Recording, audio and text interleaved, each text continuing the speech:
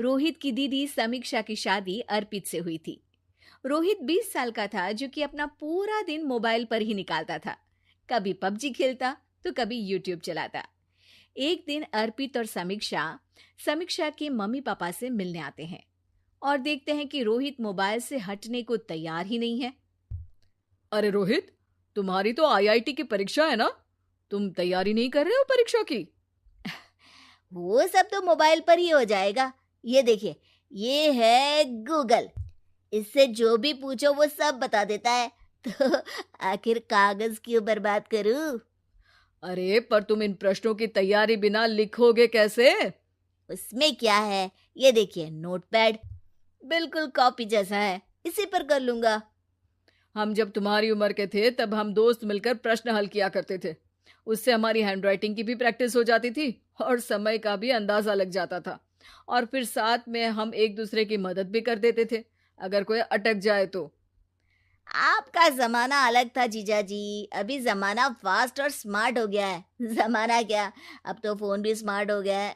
समय के साथ बदलना पड़ता है जीजा जी। अब बस भी कीजिए आप, हर चीज को लेक्चर में बदल देते हैं। रोहित अच्छा कर लेता है परीक्षा में। इतने में अर्पित के सास ससुर जी आ जाते हैं हॉल में और अर्पित इस बारे में बात नहीं करता। हालांकि अर्पित को लगता तो है कि पूरी तरह मोबाइल पर लगे रहना सही नहीं है, पर वो इस बात को और नहीं छेड़ता। ऐसे ही 2 दिन निकल जाते हैं। समीक्षा, मुझे काम से फोन आया था, मुझे वापस काम पर लौटना पड़ेगा। पर हमें आए हुए तो 2 ही दिन हुए हैं। अभी चले गए तो माँ और पापा को अच्छा नहीं लगेगा ना। अच्छा ठीक है, तुम रुक जाओ, मैं काम खत्म करके फिर लौट आऊंगा।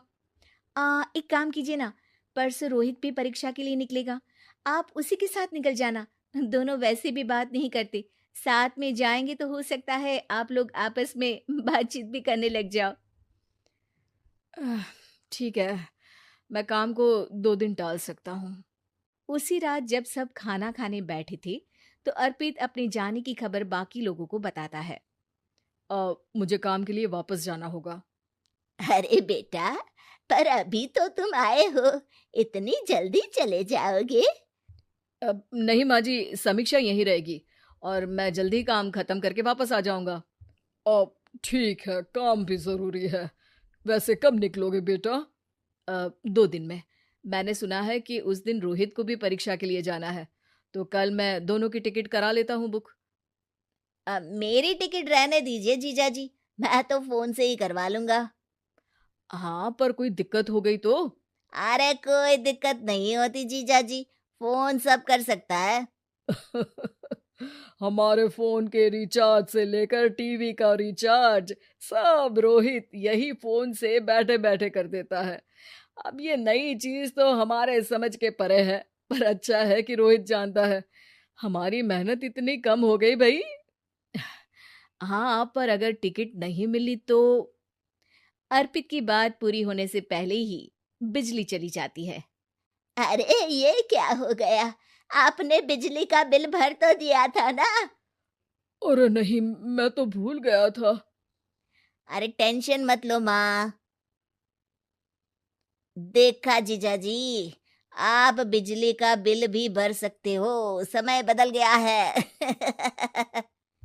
एक बार फिर अर्पित इस बात पर बहस नहीं करता।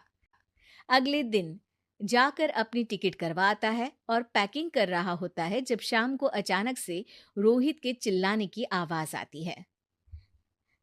नहीं, प्लीज प्लीज हो जा, ऐसा मत कर यार, प्लीज हो जा। अरे क्या हो गया रोहित?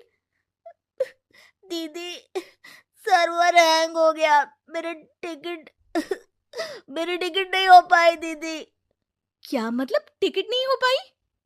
इतने में वहां रोहित के मम्मी और पापा भी आ जाते हैं।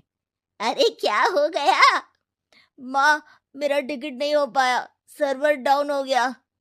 अरे पर तूने तो बोला था कि हो जाएगा। हो जाता है, पर अब क्या करूं, ये क्या हो गया? अब कल की तो कोई बस भी नहीं है, ना ही अब टिकट मिलेगी ट्रेन की कल के लिए। मुझे तो कोई रास्ता नहीं दिख रहा। अब फिर लगता है मेरा ये साल बर्बाद हो जाएगा। घर पर एकदम से दुख का माहौल छा जाता है और सब रोहित को डांटते हैं, पर इतने में अर्पित वहां आ जाता है। आप सब रोहित को क्यों डांट रहे हैं? आपने ही तो उसे बढ़ावा दिया था ना। लेकिन इसकी लापरवाही के कारण इसकी परीक्षा छूट जाएगी। इसने तो हमसे कहा था कि टिकट हो जाएंगे। हे भगवान, अब क्या होगा? चिंता करने की कोई बात नहीं है। मैंने एक एक्स्ट्रा टिकट करवा ली थी। मैं समझता हूँ कि मोबाइल हमारा ही काम आसान करने के लिए है, पर उस पर ही पूरी तरह से निर्भर होना तो गलत बात है ना। रोहित टिकट को देखकर बहुत खुश हो जाता है और जोर से जाकर अपने जीजाजी के गले लग जाता है। सॉरी जीजाजी, मुझे आपकी बात ध्यान से सुननी चाहिए थी, पर थैंक यू सो मच। हाँ बेटा, तुमने तो इसका भविष्य बचा लिया। शिक्षा, दूसरों से मदद मांगना गलत नहीं, पर दूसरों पर निर्भर हो जाना गलत है।